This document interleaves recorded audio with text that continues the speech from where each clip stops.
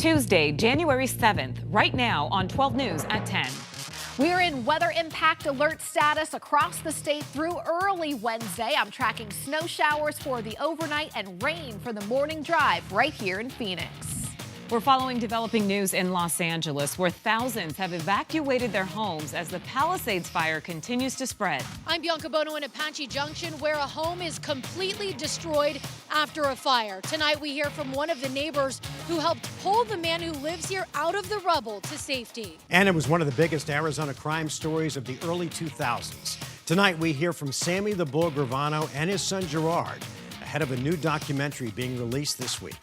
12 News at 10 with Mark Curtis and Caribe Divine starts now.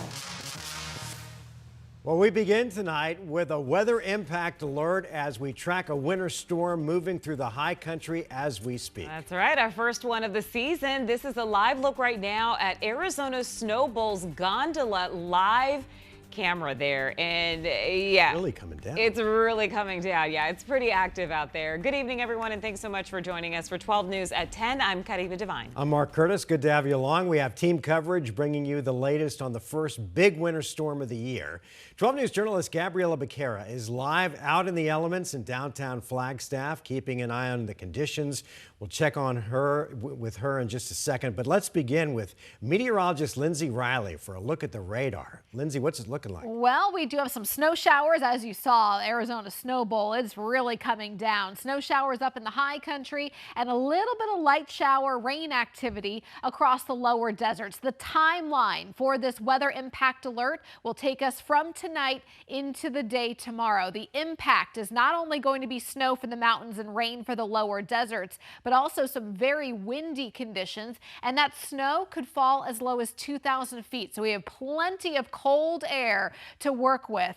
You need to be prepared for reduced visibility. The toughest travel period is going to be for the morning drive tomorrow. Even though we're not going to be seeing a ton of snow, it is pretty much the first snowfall of the season in 2025, and it's been a while. Here's a look at the radar right now, and you can see those snow showers lining Flagstaff, I-40, more now moving into the rim country. Those will continue lifting northward during the overnight, where we'll see a couple of inches fall, mainly above 4,000 feet. So if you live below that, you might see a few snowflakes, but we're looking at about 1 to 2 inches during the overnight. And then you can see some spotty showers just mainly out across the far east valley, out toward the Superstitions, Apache Junction. These are more along the lines of sprinkles at this point. Dew points are still very low. They will be coming up during the overnight, so we'll have increasing chances. Flagstaff snow chances, 80% during the 10 o'clock hour. It's snowing heavily in some areas around Flagstaff, Snow Bowl included right now, and then down to 40% at midnight.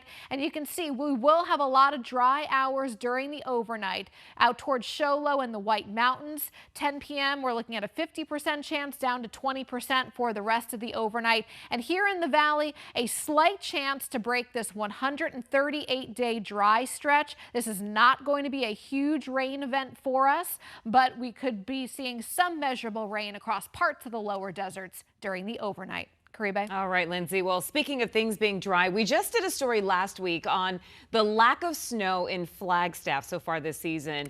And as tonight's storm moves in, visitors are now poised to see a blanket of white all across the area by tomorrow.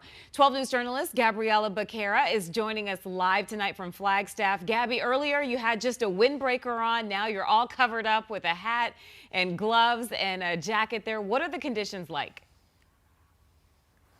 That's right, I came prepared this time.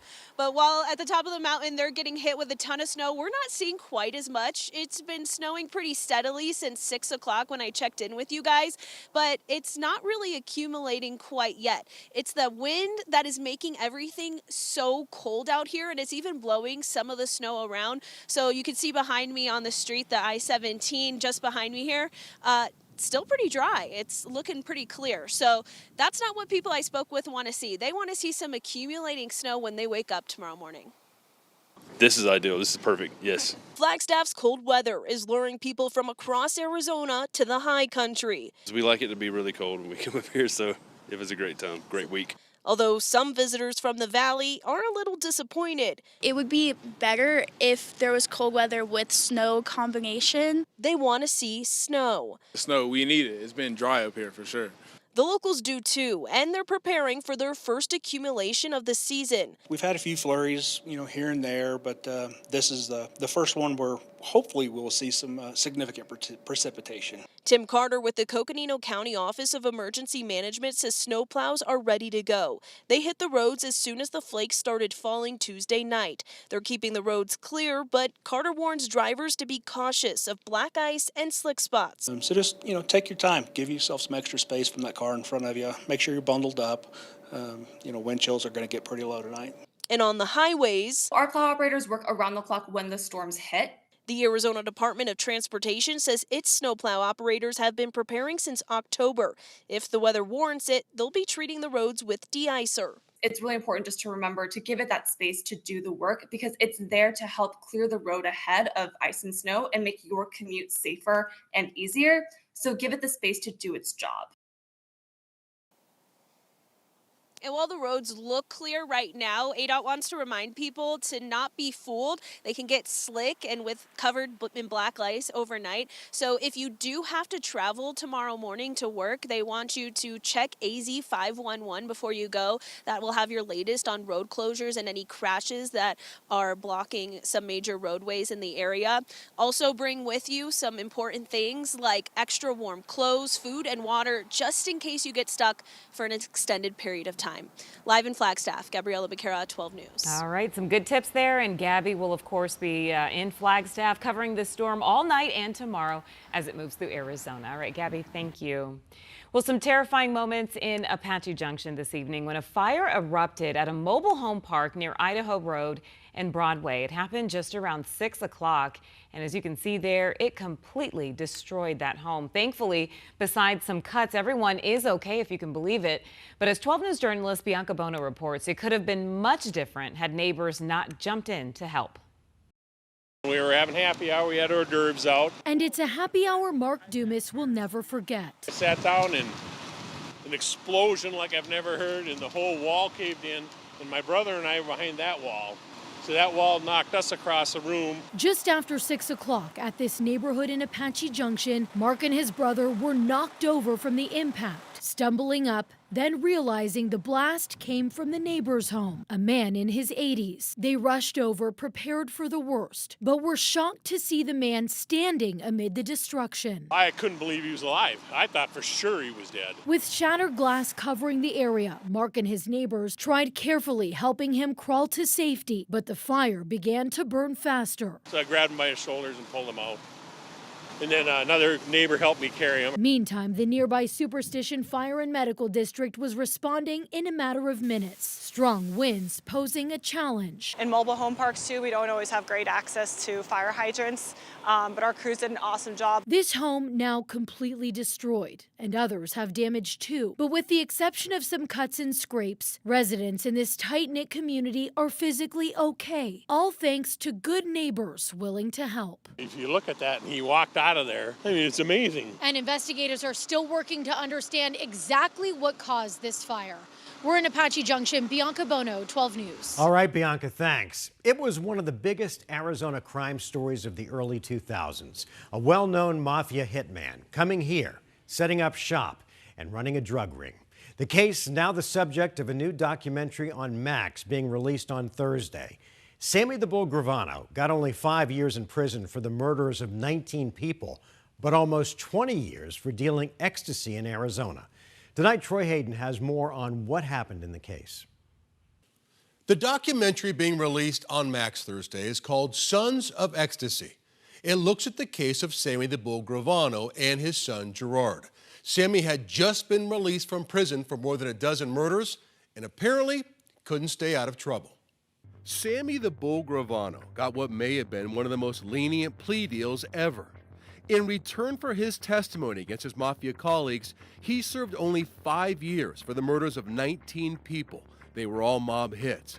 When he got out of prison, Sammy eventually made his way here to the Valley where his family was. They had a big home, a successful pool business, even a popular Italian restaurant. But the restaurant is where Sammy's son Gerard says new trouble started.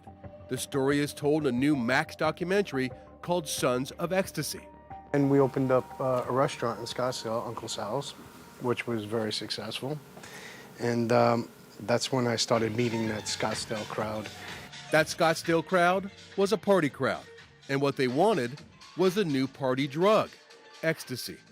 Gerard quickly saw dealing ecstasy could make him big money and fast. I was a little bit in credit card debt at that time, so I kind of made an agreement. I'll do it, get out of debt, and then I'll concentrate on the restaurant, the pool business, the construction, everything else. Gerard needed seed money to start his ecstasy business, $50,000. So he asked his former mobster father for the money. They were broke. So I thought if I lend them money and they make a couple of big buys and their pockets are full, that they would quit. It's a dumb move. But that was my thinking, try to con them out of it. And I gave them money. The business was brisk, the money rolling in. But then a coincidence led to big trouble for the operation. A Phoenix police drug detective named Jim Cope heard something interesting from his trainer at a local gym. He said, hey, I think these young guys I'm training are dealing in ecstasy. And then he told me that they are all bragging that they're backed and they work for Sammy the Bull Guarano. What did you think when you heard that? I thought they were crazy and they were just kids talking. But Jim started investigating, putting pieces together. He got wiretaps based on evidence. He even put a wiretap inside Sammy's office at his pool construction company. It confirmed that Sammy was very much involved in the decision-making over the purchasing of ecstasy, the money movement, and we actually could hear, large sums of money being counted on a money machine in the office. So you think he was bringing mob tactics from where he was in New York here to Arizona? I'm confident of that. Don Conrad was the lead prosecutor in the Arizona Attorney General's office during the ecstasy investigation. He said they decided to go after Sammy in a big way.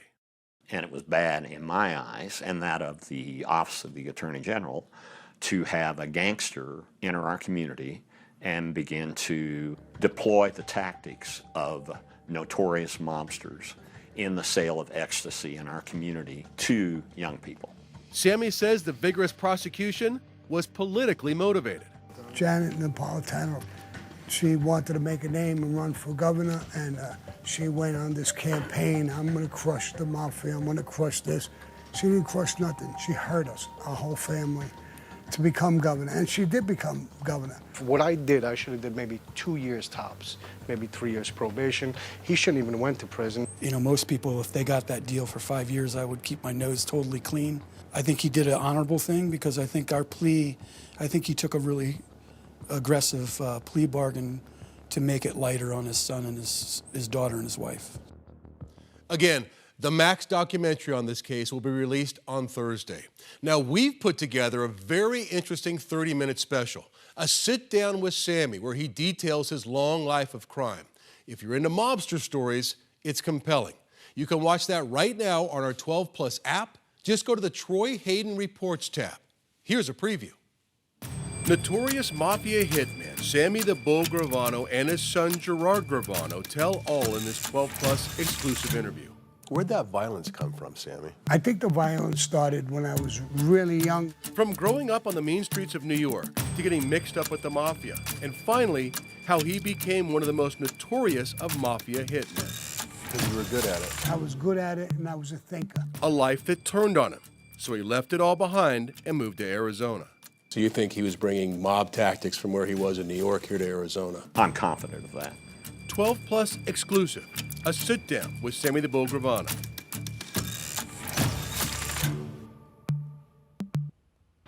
And still ahead, some shocking scenes out of Los Angeles as crews try to get the Palisades fire under control. What we know about the firefight tonight.